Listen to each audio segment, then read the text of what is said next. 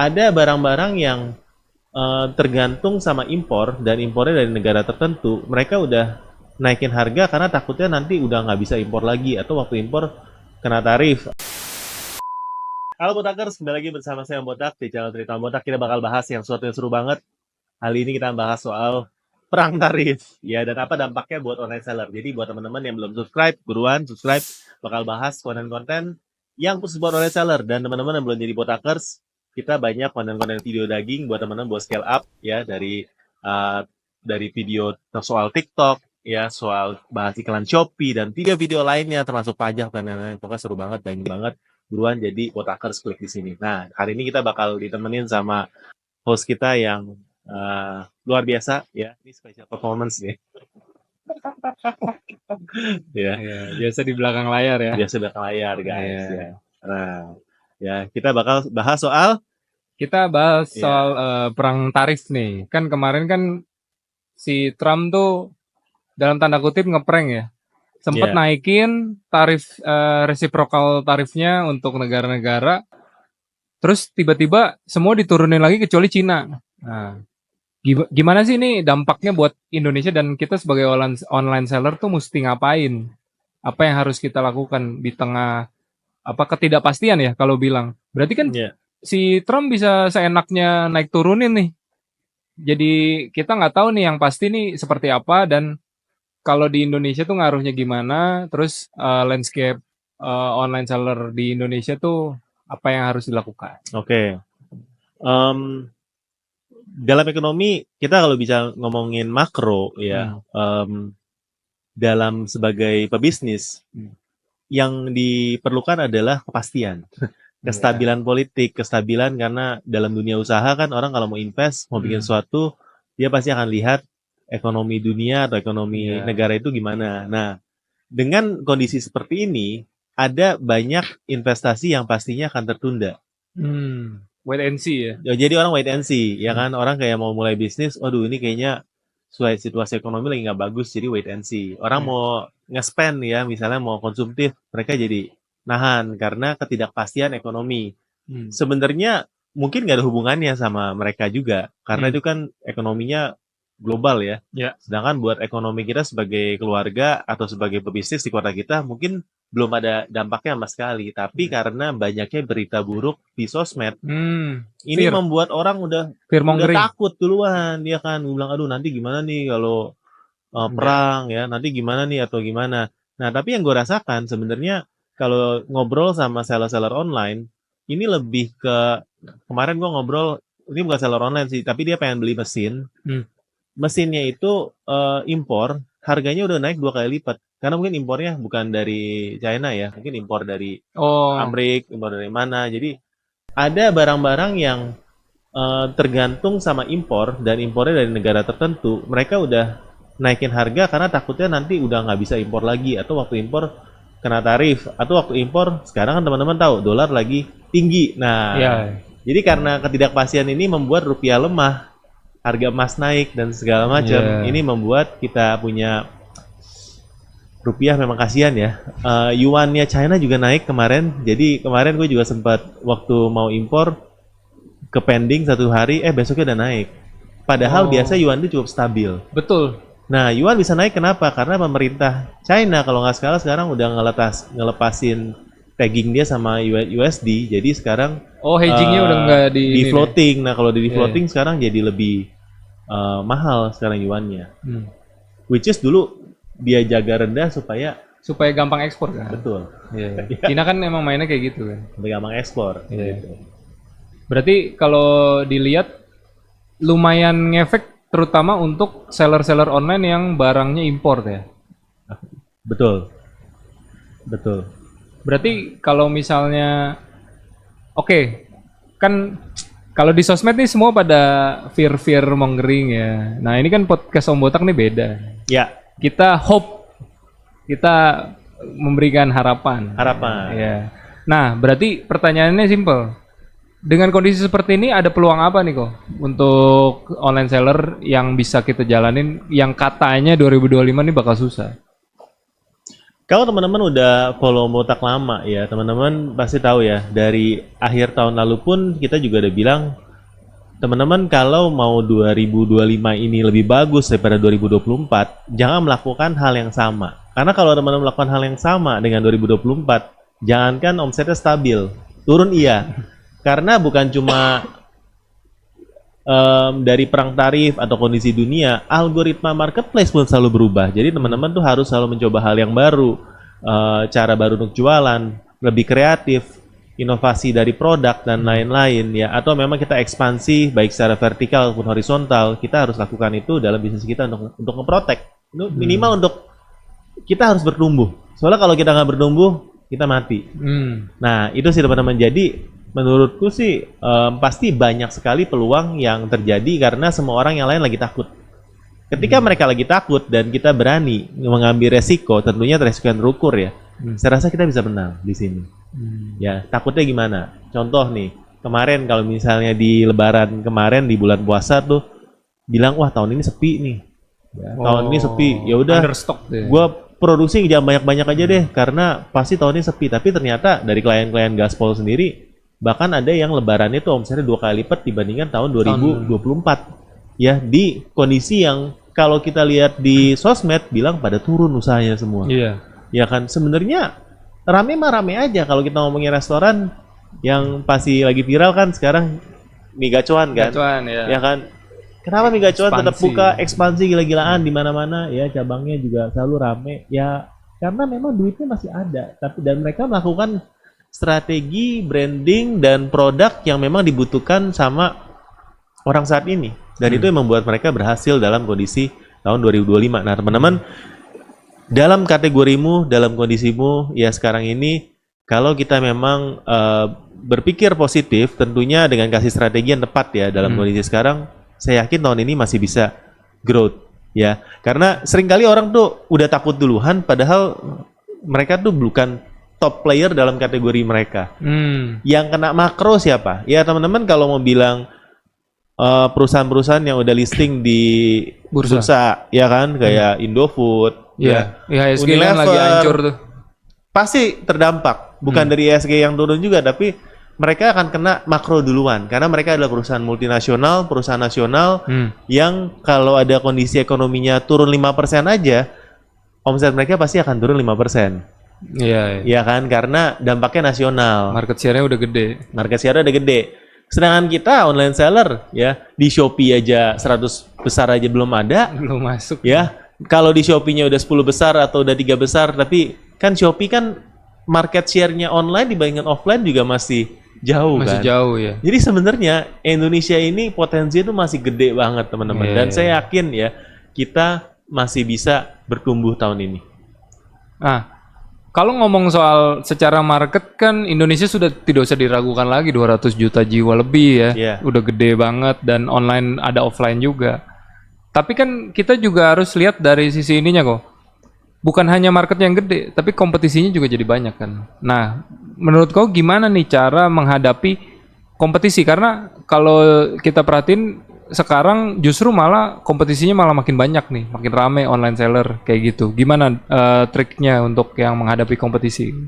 Untuk menghadapi kompetisi, tentunya kita harus pilih kolam yang benar ya, kolam yang benar. Nah, kita di datapinter.com pasti selalu ditanyakan sama brand ya, atau sama online seller. Kalau dari sisi brand, kita akan kasih dashboardnya khusus buat brand. Ya teman-teman, kalau misal belum buka Data Pinter, coba lihat Data Pinter sekarang udah banyak banget perubahan, terutama yang fitur pro-nya. Ya, affiliate-nya siapa untuk top kategori itu kelihatan ya. Dia jual barang apa juga kelihatan. Itu banyak banget update-nya. Nah, kalau dari sisi seller, saya akan cenderung menyarankan jangan main di kolam yang banyak hiunya sih sebenarnya. Ya, apalagi kalau teman-teman main barang impor. Nah, pengaruhnya ke perang dagang ini apa? Perang dagang antara China dan Amerika ya. Amerika memang adalah number one world market ya, ya world consumer market ya, paling gede konsumsi di dunia. Paling gede, dia kemarin baca datanya mungkin 30%-an konsumsi dunia. Dan dia kalau udah kayak gini yang paling suffer siapa? China. Karena China is the biggest producer ya kan. Yeah. Nah, kalau China nggak bisa buang ke Amerika, mereka harus buang kemana? Ya kan? Paling dekat itu Indonesia menurut saya. secara jumlah orang ya. Secara jumlah orang, ya kan, secara daya beli, kita juga prediksi ekonomi kita masih growth. Kalau dari data pemerintah ya, kita nggak tahu realitanya. Tapi Iya. saya pernah dengar cerita kayak gini sih, menarik ya, dari orang China itu datang ke Indonesia, dia ke mall, Yos. Oh, ke mall. Ya, dia ke mall, abis itu dia di sini lihat orang kalau ke mall di sini kan jalan-jalan bawa anak ya. Bawa anak, rame mallnya, apalagi teman-teman datang kemarin pas lagi lebaran, wah ya. Nggak usah semua lebaran, tempat kemarin wisata. aja saya ke PIM aja rame banget. Yes. Kalau di China katanya, mall itu jarang yang isi anak-anak dan mereka itu nggak spend kayak orang di sini. Tapi iya sih, pas saya ke Chongqing juga di mall-mallnya tuh nggak ada bocah. Nah itu kenapa? Iya. Mungkin pertama karena mereka menunda punya anak. Oh iya, yang masalah ini ya, apa, One child policy. Iya, Itu iya. juga bisa kedua. Tapi populasi dengan turun. melihat kita ini anaknya banyak, Hmm.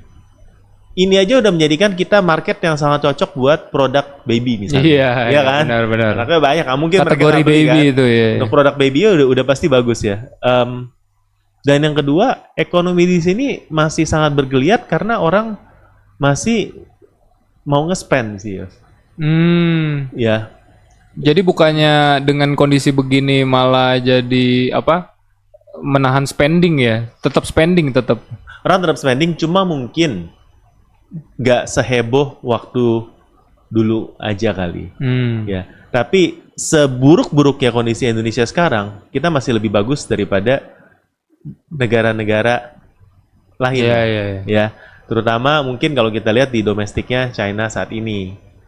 Ya kan, karena makanya mereka melihat Indonesia sebagai pasar yang sangat potensi. Iya, udah marketnya jenuh ya di sana ya. Makanya mereka bukan mulai sih, emang dari dulu sih udah ngelihat dunia tuh udah marketnya mereka gitu. Ya, dan salah satu Indonesia. Makanya buat teman-teman, terutama buat teman-teman seller ya, pertama kalau saya sih menghindari kategori-kategori yang banyak hiunya. Jadi saya akan cari kategori-kategori Kalau yang paus lebih boleh niche. kok.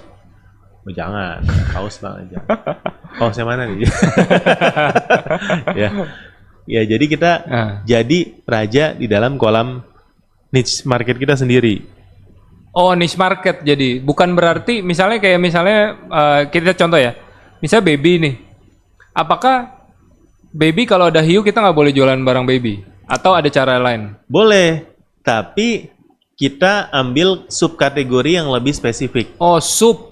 Nah, subkategorinya. Jadi kategori baby bagus, tapi kita cari subnya lebih spesifik seperti apa. Misalnya nih, kalau kita jual perlengkapan makan bayi ya, itu kan yang jual udah banyak, ya kan? Dan pemain besarnya juga ada banyak. Dan teman-teman kalau memang mau yang jadi ini, bikinnya pabrik, MOQ-nya juga udah ada, dan itu perlu SNI segala macam. Intinya main ke sana modalnya tuh lumayan kalau mau mainnya serius ya, untuk mendapatkan harga yang murah. Tapi kalau memang mau main di subnya, mungkin lebih main ke aksesorisnya, atau teman-teman main yang memang lebih niche, mungkin kita targeting lebih ke customer yang lebih high end ya, misalnya buat termos buat bayi, misalnya termos buat itu ya, buat bikin susu misalnya ya, kita mainnya high end yang memang di sini nggak banyak yang jual. Ya, yang istilahnya taruh di sana 24 jam masih air panas gitu misalnya. Tapi khusus buat baby misalnya. Ya, jadi kita coba target yang lebih high end, dan makanya teman-teman kita ini bakal ngadain program Canton Fair Trip. Jadi teman-teman tahu Canton Fair itu kan B2B trade fair terbesar di dunia. Terbesar ya? Ya, dan diadakannya setahun 2 kali. Yang batch pertama itu mulai dari akhir April ini sampai awal Mei. Ya. Lalu nanti ada lagi di Oktober. Nah, tapi kita justru menyikapi dari perang tarif ini, kita harus gercep ya. Harus gercep. Harus gercep. Salah satunya cerita Motak, kita collabs, kita ngadain Canton Fair Trip di awal Mei ini, 1 Mei sampai 6 Mei. Teman-teman yang mau kontak tinggal klik di link yang ada di komen, atau DM aja ke Instagram cerita Botak buat tanya-tanya, karena kita mau teman-teman sebelum kita diserang, kita nyerang dulu. Kita lihat dulu ya, di sana ada apa, teknologinya berkembang ke arah mana, dan sektor-sektor apa, kategori mana yang memang kita masih bisa masuk, masih bisa survive ya kan. Kita lihat update-nya kayak gimana. Karena buat yang belum pernah ke sana, menurut Om Botak ini akan sangat banyak insight di sana sih. Karena itu namanya trade fair B2B yang paling gede ya. Dan teman-teman juga dari Om juga pengen saranin kalau bisa masukin resmi. Oh, impornya resmi. Impornya resmi. Misalnya kayak mainan ya. Mainan selama ini kan orang bilang gimana perlu SNI segala macam. Bisa diurus resminya kok. Ya, dan kalau resmi itu bakal jadi jauh lebih murah dibandingin kalau teman-teman masukinnya borongan. Oh, Atau iya, door to door lah ya bilangnya. door to door yang Ya. per CBM itu ya. Resmi bisa lebih murah. Ya bahkan kayak mau masukin remote control, mobil-mobilan kayak gitu bisa.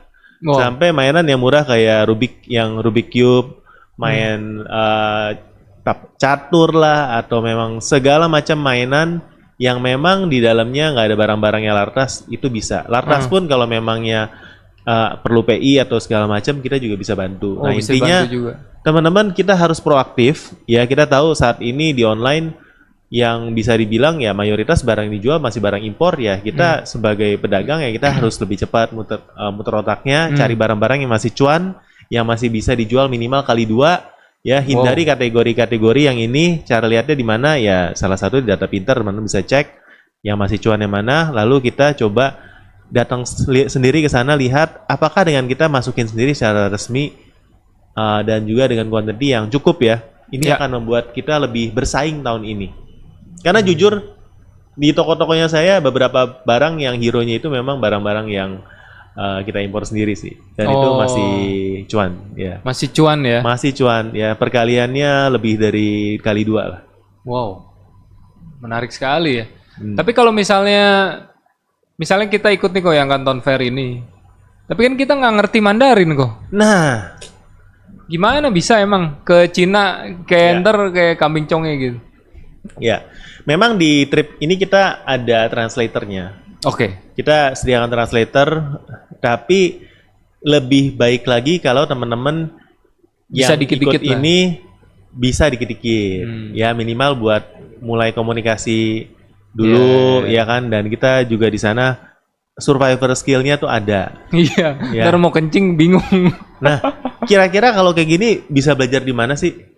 Nah, jadi kayaknya sih waktu itu saya sempat dengar ada dan ini baru ya, maksudnya ini belum pernah nemuin yang kayak gini sih. Jadi dia kayak on demand gitu kok belajar Mandarinnya, kayak mirip kita nonton Netflix gitu. Oke. Jadi video, tapi uniknya dia setiap minggu akan ada grup session untuk nge-review materinya. Oh, jadi istilahnya hybrid ya. Betul. Belajar kecepatan sendiri, tapi ada sesinya. Ada kelasnya. sesi online juga sih. Oke. Jadi sama online dan ini kan kita menggunakan namanya HSK.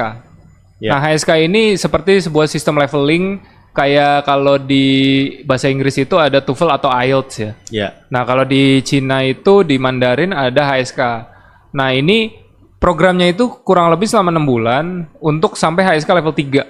Ya. Nah, ini kalau teman-teman pernah belajar Mandarin tentunya tahu ya HSK 3 itu kan memang kalau udah bisa HSK 3, udah level HSK 3, berarti tuh kita udah bisa ngobrol sampai memberikan opini. Jadi untuk perdagangan tentunya udah lebih dari cukup sebenarnya. Dan ini sistem belajarnya dia group discussion, terus juga nanti ada tesnya juga. Jadi kita bisa ngetes juga nih kita udah kemampuan kita udah sampai mana, kayak gitu-gitu kok. Ini penting banget sih kalau memang bisa menguasai Mandarin. Pastinya teman-teman punya advantage waktu mau belanja atau ngobrol dengan orang China dibandingkan dengan yang ngomongnya pakai bahasa Inggris. Iya, Iya orang kan? Cina agak susah ngomong Inggris ya. Kenapa ya? Mereka bisa tapi pakai auto translate yang ada di WeChat sih ya. Iya, Jadi WeChat. mereka tulis Mandarinnya langsung di auto translate ke Inggris. Gitu. Iya, iya. Ya, tapi itu pasti terbatas. Namanya bahasa kan sebenarnya budaya ya. Kalau kita bisa mengerti bahasa, pastinya kita bisa lebih mengerti cara komunikasi kita dengan sana. Dan lebih akrab juga loh. Ya, lebih akrab pastinya karena Bisa dapat deal-deal spesial. nah, itu benar ya deal spesial. Daripada yang nggak kenal, ini pasti akan mendapatkan dan bisa nego atau bisa request yang ini itu, intinya kita nggak ditipu lah.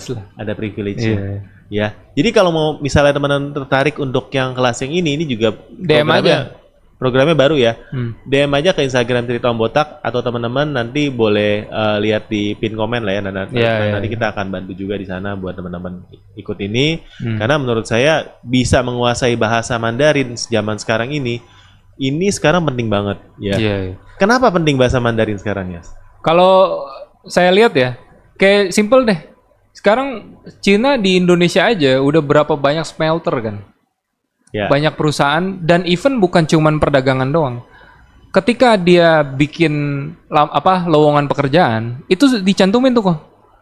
Requirement bisa bahasa Mandarin. Ya. Nah, itu udah mulai kelihatan, makanya sekarang lumayan banyak corporate yang tolong dong trainingin perusahaan saya, karyawan saya bahasa Mandarin. Udah mulai kayak gitu tuh. Bahasa Mandarin itu sekarang udah mulai menjadi standar sama seperti bahasa Inggris ya untuk bisnis. Ya, jadi saya sendiri bahasa Mandarinnya itu nggak tahu sampai SK berapa, tapi sedikit ini aja sebenarnya udah sangat membantu dibandingkan buta sama sekali. Iya. Karena kalau kita ngomongin kita di ASEAN aja ya, teman-teman kalau bisa Mandarin itu kalau ke Singapura sama Malaysia itu masih pakai kok. Masih pakai, bahkan sampai ke Thailand. Iya, beberapa daerah ada. Beberapa daerah itu di mana-mana kepake banget. Iya. Ya. Karena pasti ada Chinatown di negara apapun. Ya. Jadi kalau bisa bahasa Mandarin itu akan sangat membantu dalam sisi relasi dan juga dalam sisi bisnis pastinya, dalam percakapan dan dalam bisnis ya. Jadi penting banget buat kita kuasain. Nah, kayak investasi jatuhnya ya. Ya, investasi diri ya. Iya, investasi leher ke atas. Nah. Leher ke atas ada apa? Bukan pinggang ke bawah, leher ke atas. Iya.